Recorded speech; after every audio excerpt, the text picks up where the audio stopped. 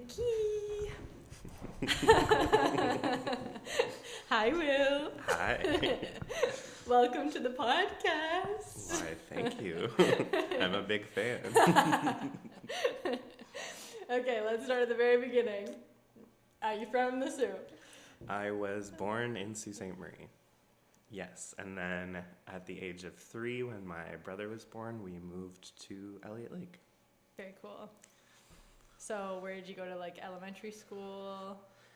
Elementary school was Our Lady of Lourdes Elementary, and then I did grade 9 at Eliot Lake Secondary School. I don't think it has any other name. I remember the mascot's the Adams, because the uranium fund in Eliot Lake. Sense. But yeah, I did grade 9 there, and then we moved back to the Sault when I was going into grade 10 to come help my grandparents who weren't doing too well. So then I went to St. Mary's. Cool. So what was it like growing up in Eliot Lake? It was interesting. As a young kid, it was great because there's lots of outdoor stuff to do. Right. Like, you go to the beach, we had a camp, you'd explore, you'd play outside all the time. So the more kind of big city amenities didn't really matter at that point. But then once you started to get into grade 9, you'd realize, okay, there's really not much to do. Yeah. There's one movie theater, there's a mall, and that's about it. I mean, there are other things. I'm not being totally fair, but yeah, that's when I started to realize that it was going to get a little boring, and then we moved, and I wasn't bored. Yeah, so that's perfect timing, I Yeah, guess. exactly. What did you do in your spare time? Like, were there creative outlets, extracurricular activities? Well, I've always been interested in art, so creating, drawing, painting, photo. I think I taught myself Flash when I was really young, and Dreamweaver, and a little bit of Photoshop, some 3D modeling. And then I was in extracurricular things like scouts or swimming, or well, I think those are really the main two that I actually did. Oh, soccer. I played soccer for a while. Yeah. But it was more like recreational. Yes. Eliot Lake. There was no like serious practices and leagues. There was, I think, like 3 teams, and we just played for fun. That's fun. Yeah. That's a good environment to like grow up in. So you went to high school at St. Mary's. Yeah. And then when did you decide you wanted to go to OCAD? Kind of in the last 2 years. I was kind of a weird kid that was always interested in like colleges and universities and what they offered. So I remember one year my parents took us to Florida, and I want to say I was probably in grade 11 at this point, I think. Yep. And I made them take me to this like crazy school to do a tour. I knew I'd never go there. Like, tuition was like hundreds of thousands of dollars, but I wanted to go see like what it was and what they offered and what it was like. They did a movie studio, like a whole city street in the school. It was wild. That's insane. So I've always kind of been interested in it, but really when I got to like the university application stages, OCAD's considered one of the better art schools for fine arts. Yeah. So that's kind of where I made my decision and luckily got in, which was a process. We had to do a portfolio application with all of our artwork and be reviewed to be allowed in. So it wasn't just like an apply and get in on marks. What kind of projects were in your portfolio piece at that point? Pretty mixed, because I wanted to show a diversity of what I could do. So there was some design work. I designed like a little booklet. When I did a co-op placement at Lucidia, they had me put it together, and it was like a portfolio booklet of all my works. There were some sculpture pieces, installation, there was painting, drawing, and some photography. Yeah. So a nice mix of stuff. Definitely. So you went to OCAD for what was the program called? Sculpture and installation. Very cool. So what did that course entail? So sculpture is obviously sculpture. You're making 3D sculptural objects. And then installation art is kind of the way that you're creating an environment or a space with art or using the space as art itself. So I did a lot of projection-based things in rooms with sculptural elements, or I had classmates that would do like full body casts, like of a torso or a head, and then do modeling clay on top of it, kind of like special effects sculpture. So there was kids that did that. Kind of a wide range. We also had performance art in our class as well, because it kind of fell under that vein. So any kind of performance art pieces you would see, there was some wild stuff, some really good stuff, and some interesting stuff. Yes, I've heard a few stories. Yeah. It's so cool. So when did you realize you wanted to work in like more arts and culture spaces, museums and galleries? So in my final year of OCAD, I did, it was like art and design education, but not in a school setting. So like teaching in a gallery, teaching in a museum, teaching in a studio. So I did one course on that, and then I was placed at Walnut Studios, which was in Toronto, kind of down near the water, Queen West. It's been like 7 years since I lived there. It took me a second. And we would go into classrooms and do like art lessons for a certain school. So I got to make some lesson plans for art, like specific art-based programming. And then I also had a placement at the AGO, so we learned a little bit more on like the museum side of how you would do the programming. So bigger school tours coming through. And then after that, I took another class. I graduated and then took another class in it just because I was super interested, and did more placements, and that was kind of what put me in that direction. I really liked the not so school based setting, but also like the ability to use all the different history and stuff that's involved with those other settings like studios or art galleries or museums. Right. When did like the history element come in, I guess, through that? Kind of, yeah. Haven't really come into working in museums with a history background per se. I think it's more of an interest. Yep. So it's always constantly learning the history and just kind of keeping up with the history that's being uncovered, or what we're discovering, or what we're saying, and just making sure that kind of keep learning as you go for the history side of things. So I've never really been a huge history buff. I mean, I did history of visual arts for art school. You know, you have to do like the original, when did Michelangelo paint his piece, and when did Picasso exist, and what's this piece, and why is it this style? But otherwise, yeah, history was never a big thing for me. I think it's just more the surrounding and the feel of a museum that gets me. Right. So what places did you start working at? The very first museum I ever worked at was the Old Stone House in this would have been in university. First year of university, I came back and I got a summer student position at the Old Stone House. So I did that for 1 year. What was your job there? Just like an interpreter. Okay. So I would dress in costume. We led school tours. I played with wool, did some weaving, you know, all the fun reenactment kind of stuff. And then I've also worked at Black Creek Pioneer Village doing reenacting. So I did blacksmithing, and then I did kind of general household relief. So I would go cover different houses or shops when people needed breaks. Right. So I had to know quite a bit. So I had to know printmaking, tin making, blacksmithing, and then the history of the medical house and the place where the priest lived, and I'm totally escaping my brain right now. But yeah, so it was really cool there.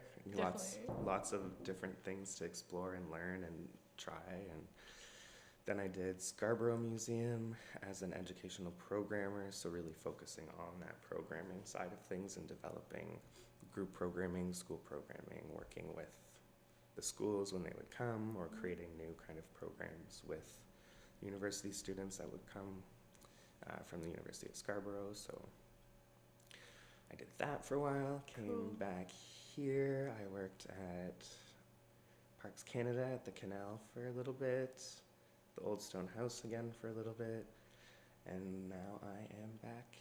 Well, now I'm here. I'm not back here. I'm here. The Sault Museum. So when did you start the role at the museum? Well, not this role, because you started in a different role, right? When did you start at the museum? So I would have started at the museum, I believe it was in 2019. And I was hired on as kind of outreach and education programmer. So again, coming at it with that programming background, it was a really great fit for me. And then towards the end of 2019, the executive director that was here had left, so I stepped in as acting executive director, and then officially was appointed the role in 2020, January 2020. Right before COVID. Yep. Which was fun. So what was the transition to becoming a director like for you? It's definitely different than just focusing on programming and education. Obviously, it's a more all-encompassing role. You're responsible for basically the entire operation of the organization itself. So definitely daunting at first. I had to take on a lot more things than I've had the experience working with, or kind of the general knowledge of, so it was kind of pick up and learn on the fly, especially for things like accounting or creating financials, things like that. I've never really had a high accounting background, but I've managed to keep up. We're doing good. Definitely. But yeah, it was definitely a change, and you'd have to focus on more and look more big picture and look more at things on a whole rather than just focusing on a certain portion of how the museum operates or a certain portion of what the jobs are within the museum. Yeah. So you're the executive director and the chief curator. What's the balance between those two roles? Obviously it's combined here because we don't have a lot of positions or people or funding for lots of positions. So the roles are combined in a sense that as executive director, you are, again, looking at the whole operations of the organization. And then as the chief curator, you're looking at obviously curating the exhibits within the organization. So that's one of the biggest parts of what the museum is and why it is a museum. So it kind of melds together quite nicely.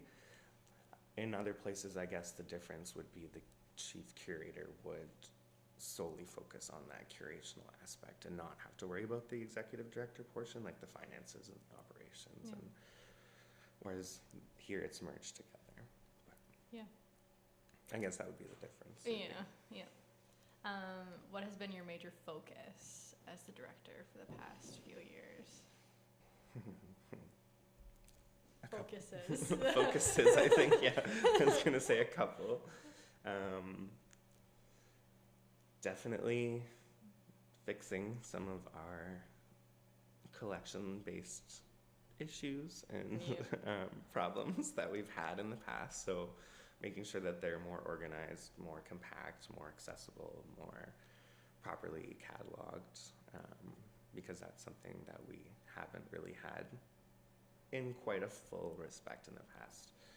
It has been done. We have a database. We've had curators that have done these things, but now we're moving it into like a more technological sense. We have Past Perfect Online, for example, which is a more robust database system, and it's accessible anywhere. So we don't have to have a single piece of paper that one person has to look at. You can like log in at home if you're having a sick day and you want to just tag people in photos or whatever.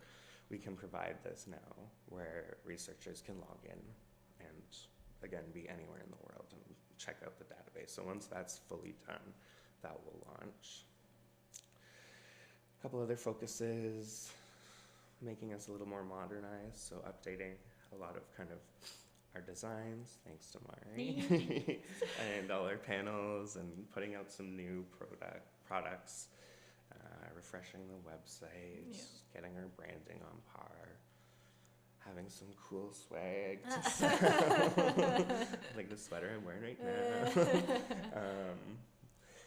And then just kind of really being the community museum. So the Sault Ste. Marie Museum is the museum of Sault Ste. Marie for the community, but also for visitors coming.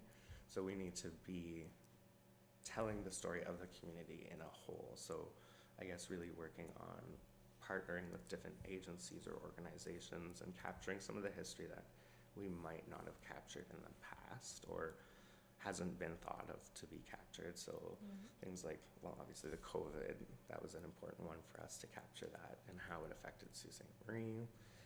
The Francophone History Gathering Project, there's a bit of a blank there in how that history has been captured properly, so we're working on that. And then just partnering with various other agencies like HARP or OHAS, we did some fundraisers with them. So diversifying again and making the museum for the community and getting different people to come in and engage with the museum. Yeah, it's very important. I think those would be the three kind of big focuses that I've been trying to work on for the past 4 years. Definitely. We're seeing progress, lots of progress. We're getting there. So reflecting on last year's celebration of the 40th years of the Sault Museum being in this Dominion building, do you think the group of historians pleading for a space as a museum in the early 80s would be happy to see the museum as it is today? I hope so. Otherwise, I'm not doing a good job. No, I think they would be. I think the original mission of what they set out to do, I think we're definitely on par, and I would say even much further beyond than what they had originally imagined. So I think they would be quite happy. Yeah. Hopefully impressed. I think so.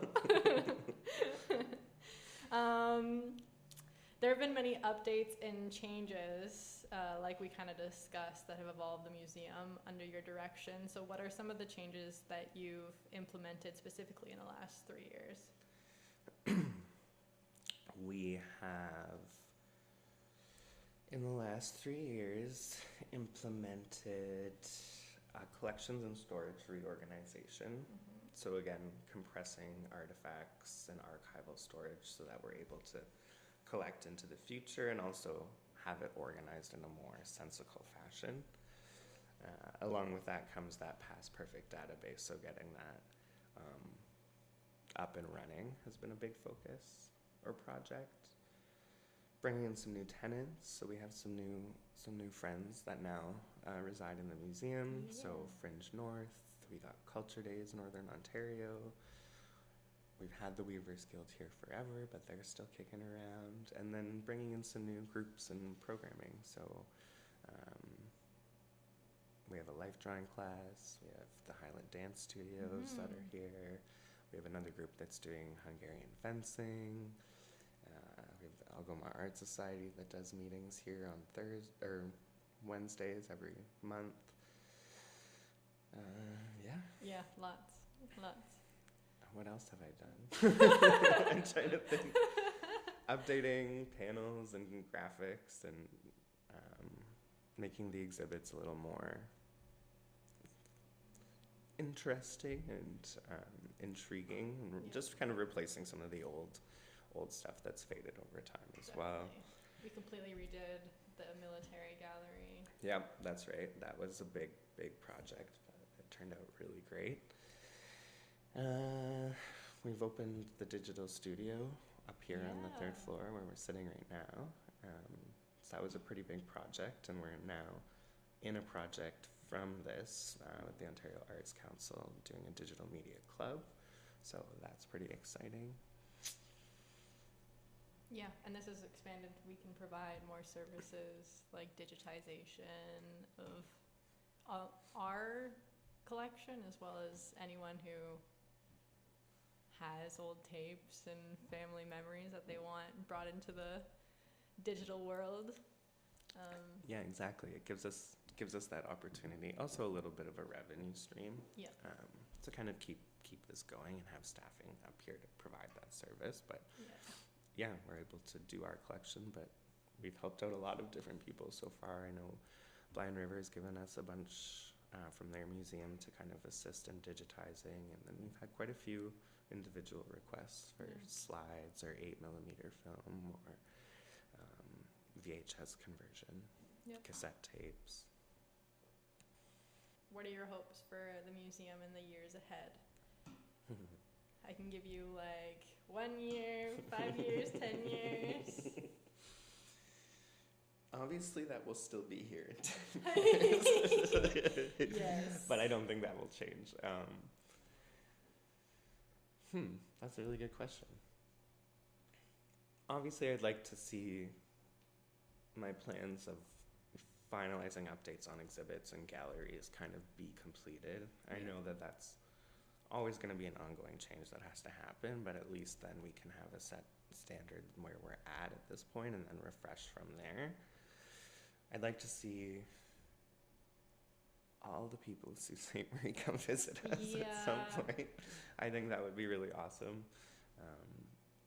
Growing our partnerships, more kind of programming that we're able to offer, partnering with more different agencies or groups. I'd like to see the museum, obviously we're limited in space, so bringing exhibits or history out to the community in other aspects, so maybe creating exhibits for other organizations or for display in separate kind of areas around the city.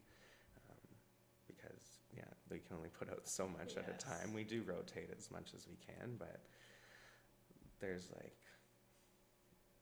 over 50,000 like archival items just in the archives, and then artifacts. I'd have to do a count because it's been a while. Yes. And we've got a lot of large donations recently. So Bonsu, for example, the Oddfellows donated their entire collection. Ontario Finnish Rest Home Association, the Sault Ste. Marie Police Force, and we're currently storing items for the Legion until they're able to move back into their new museum space. And then probably what doesn't end up there or being returned to whoever will end up keeping a good portion of. So we're getting full. So to bring it out to the community in other ways, I think will be really nice. In a long-range plan, I'd really, really like to see a museum studies program in Northern Ontario, preferably at Algoma U or Sault College. I think would be amazing. We have a large amount of cultural institutions and organizations in the city that I think would greatly benefit from that, especially with students having to do placements or working on projects with various organizations. I think would be really, really cool to see, and a great way to kind of engage more people in museums and working in museums and having those skill sets built for coming into the job. Yeah. Yeah. And I'd like us all to be rich. And we'll have all the cool technology stuff. That's another thing. I'd like to see more implementation of tech in kind of what we're doing. So obviously, we're moving into that age where AI is crazy now. People are doing things on their phones and computers nonstop. So I'd like to have more options for that. So we have been working. That's another thing we've been working on, in a sense, and working with Google Arts and Culture so that we can get up onto that platform. We've been working on, obviously, our podcast, which is amazing. Another way to engage people in a different sense. We've been able to do some augmented reality stuff that we're still in the works and testing. Yeah.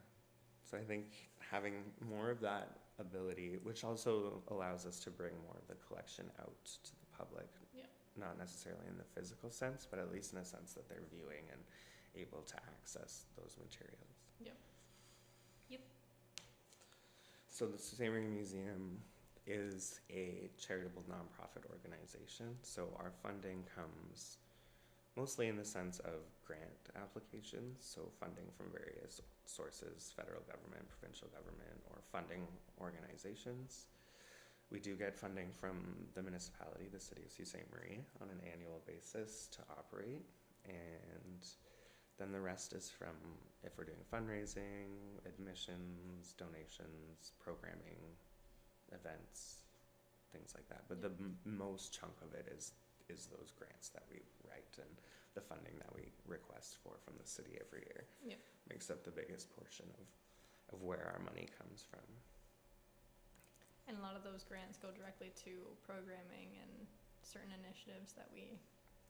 Yeah, so most of the grants we write, would be a project-based grant. So it's something that we're trying to implement or initiate or create within the museum or as an offering of the museum.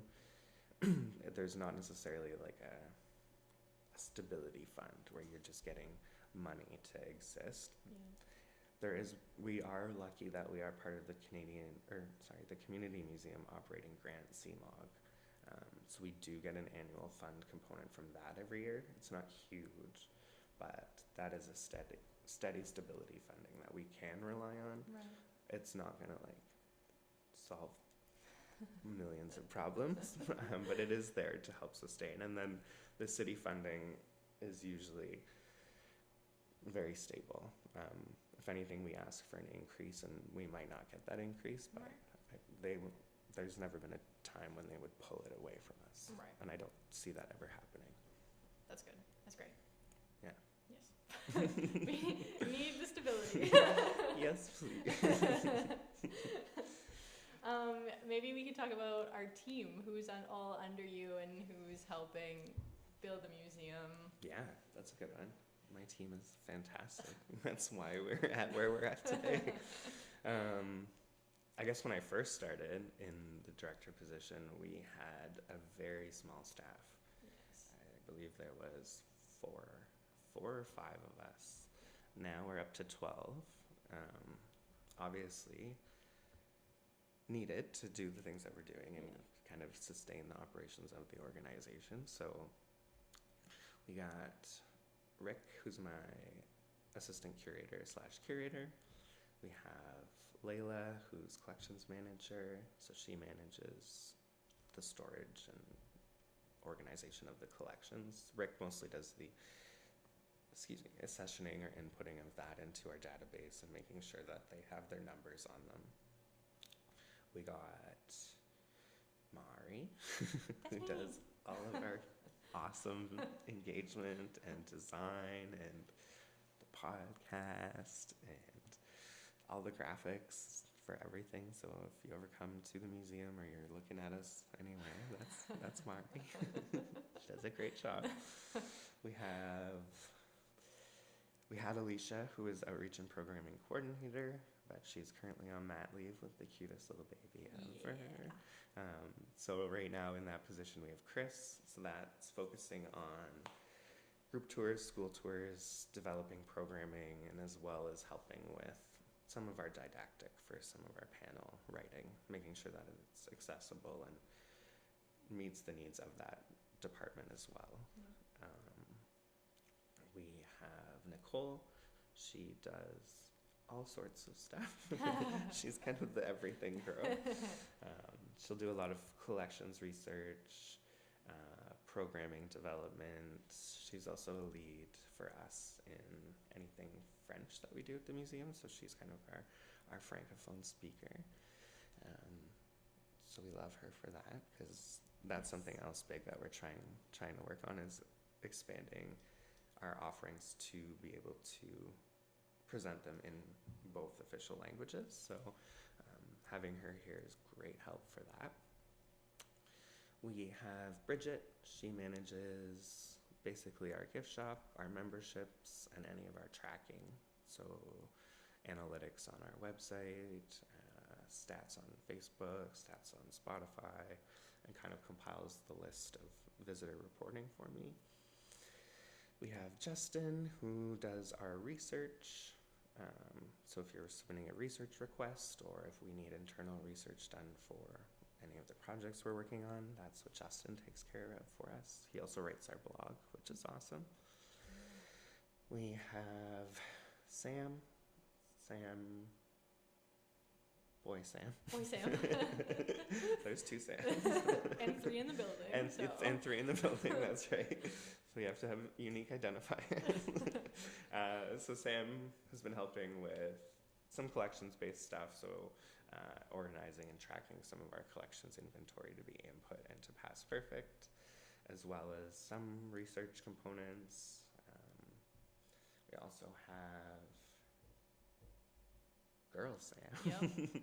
She does all of our digitization, so she's kind of the one up here that would process any digitization requests that would come in, or digitize stuff that we have in the collection.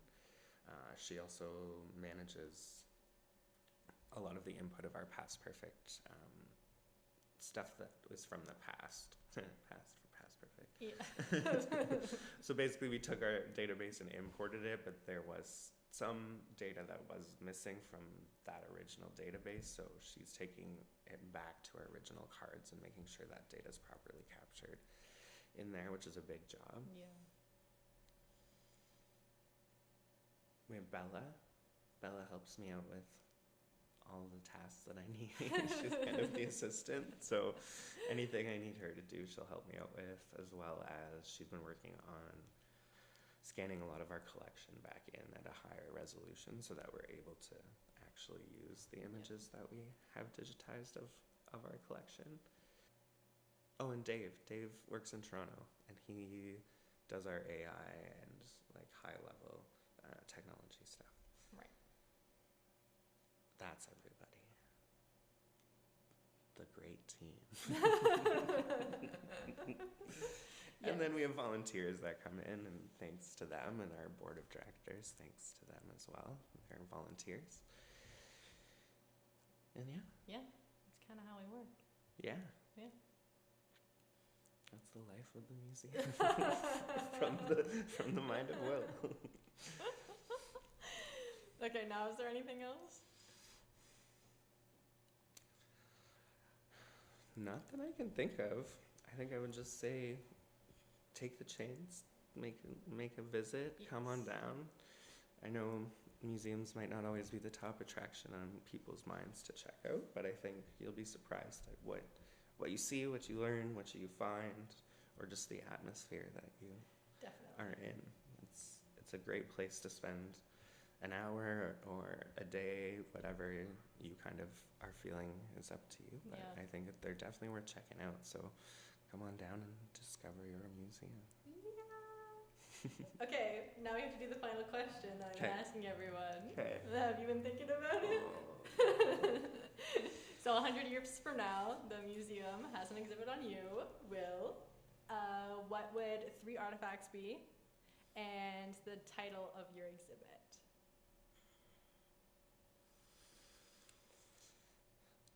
There definitely have to be a coffee cup in there. Mm-hmm. Because I'm never without my coffee cup, unless I lose it, and then I have to go find it.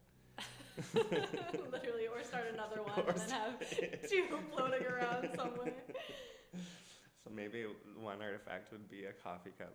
Yep. Randomly placed somewhere in an exhibit. Perfect. That sounds about right. Oh boy. The second artifact I would probably want to be in there would be, can it be like a couple things in one? Yep. My cat portrait. I was gonna say, it better be the cat portraits. I got these really, really awesome portraits done up for my cats. My partner did them for me, and they're amazing. They're in very regal outfits. So I think that would definitely have to be in there because they're just too great. And I love my cats because they're cute. And the last thing that would be in my exhibit would be... It's a hard one. Especially, I think, for you as someone that, like, literally is the museum to then make an exhibit on you. In the museum. In the museum. Yeah, it does get a little tricky. My old accounting laptop. Perfect. All the hours. All the hours and tears all over the the pain. accounting. Yes, that's perfect. That's what it is. Coffee cup, cat portraits, and my accounting laptop. I love it. And the title of the exhibit would be, Where's My Coffee Cup? Where's my coffee cup? Perfect. And I'll have my portrait set up and the desk in front with my accounting laptop, and then my coffee cup will be on the other side of the room in the corner or something. Perfect. Where's the coffee cup? Oh, that's a great exhibit. Look at it. It's already planned out, staged, and everything. I had to get the gears turning a bit there, but they came out with something. Amazing. Well, thanks for chatting with me today. Of course. Thank you for having me. And yeah.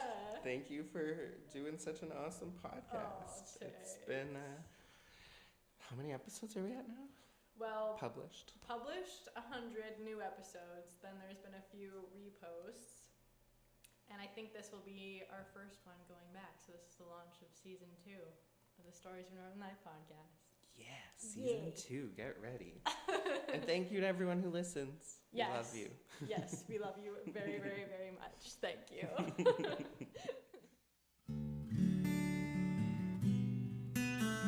Hi, I'm J.L. Fazell, and I write and publish poetry inspired by nature and the art of being human. These are some of my words. The poem I'm about to read for you is from my third book, North of Dreams, and it has remained one of my favorites since I've started writing. It's called Northern Warrior. The North has made me a warrior. The blood in my veins cannot be tamed.